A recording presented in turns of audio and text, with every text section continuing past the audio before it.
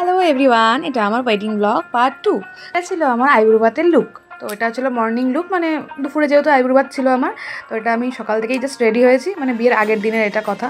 তো বিয়ের আগের দিন সকাল থেকেই আমি স্নান টান করে রেডি হয়ে নিয়েছি, একদম আইবুড়ো ভাতের জন্য প্রস্তুত আমি। আজ থেকে আমার সুন্দর সুন্দর লুক স্টার্ট হচ্ছে। তো আমার প্রত্যেকটা লুক ক্রিয়েট করেছে কিন্তু সিয়া।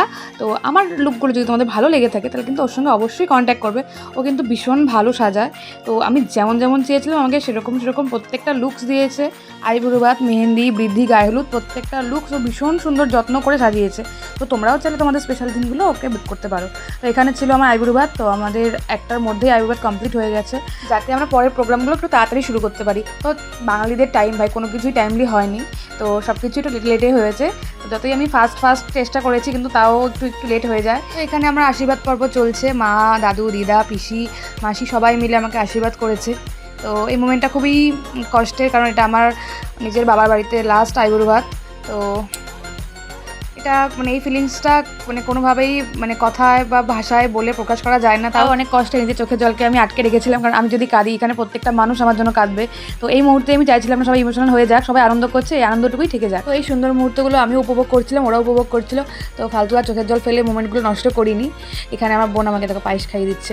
তো ও তো আমার বোন তো না, সত্যি কথা বলতে আমার দিদি, আমার বোন, আমার ফ্রেন্ড, ইভেন আমার মাও সেমই। আমার মা আর আমার বোন আমার বন্ধুর মতো, ওরা কোনোদিন আমাকে ফিল করায়নি যে ওরা আমার জন্য মানে আলাদা কোনো একটা সম্পর্ক। সবসময় আমার সঙ্গে বন্ধুর মতোই মিশেছে। তো এদের সাথে বন্ডটা আমার অন্যরকমই। তো কষ্টটাও ভীষণ জন্য হয়, ওদের মানে ছেড়ে আসার কষ্টটা ভীষণই। তো এটাই আর কি, এটা সবকটা মেয়ে। এটা হলো মাহি, আমার মামুর মেয়ে। তো পুচকিটা হচ্ছে ভীষণ দুরন্ত কিন্তু ভীষণ সুইট, অনেক কষ্টে আমার কোলে এসছে ফাইনালি।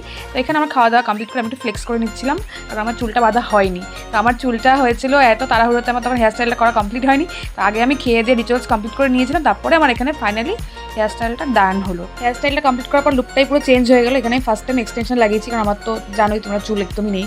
তো হেয়ার স্টাইল করার জন্য তো এক্সটেনশন লাগানো মাস্ট ছিল। এখন সবাই এক্সটেনশন লাগায়, এতে কোনো প্রবলেম নেই। আর ভীষণ সুন্দর লাগে, খুব বাউন্সি লাগে চুলটা। তো আমার হেয়ার স্টাইল তো ভীষণ পছন্দ হয়েছে। এখানে আমরা কিছু রিলসে শ্যুট করে নিচ্ছিলাম, যেগুলো আমাদের বাকি আছে। তো ততক্ষণে শ্যুট করতে করতে আমাদের প্রিয়াও চলে এসেছে, ওর সঙ্গে কিছু শ্যুট করে নিলাম। কিন্তু আলটিমেটলি আমরা কোনো শ্যুটই কমপ্লিট করতে পারিনি। ওই রিলসের কিছু কিছু পার্টি তোলা হয়েছে, কিন্তু আমরা কমপ্লিট মানে কেউই করতে পারিনি। তো এটাই হচ্ছে ব্যাপার, টাইমের অভাবের জন্য।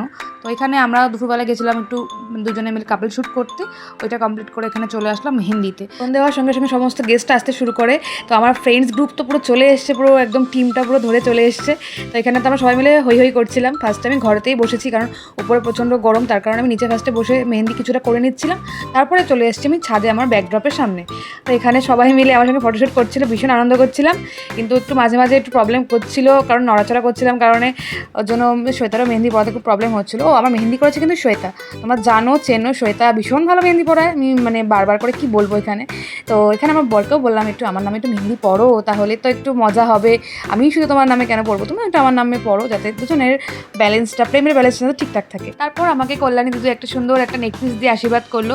কি সুন্দর হয়েছিল নেকপিসটা, আমাকে পরিয়ে দিয়েছিল।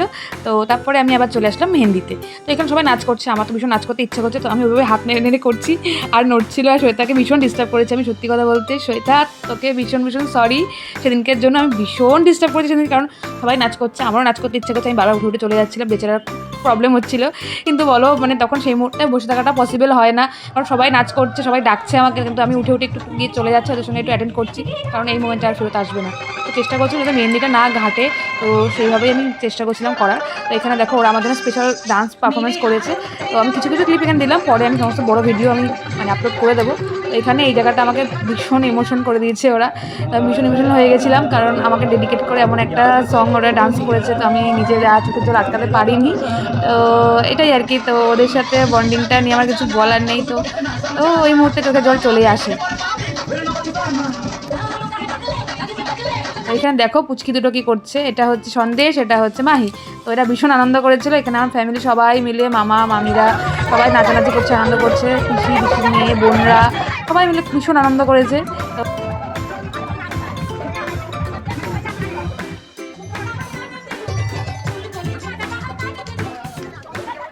তারপর চলে আসে আমাদের একটা ডুয়েট পারফরমেন্স। তো এখানে আমরা কোনো কিছু প্র্যাকটিস না করে উঠে পড়েছি, কারণ সময়ের অভাবে আমরা প্র্যাকটিসটাও করতে পারিনি। যা পেরেছি তাই করেছি। এখানে ছোটো ছোটো ক্লিপ তোমাদের জন্য আপলোড করলাম, পরে সমস্ত বড় ভিডিওগুলো আপলোড হবে। তো এখানে সবাই মিলে উঠে পড়েছি, আমরা পুরো একটা টিম ধরে একটা ডান্স করেছিলাম।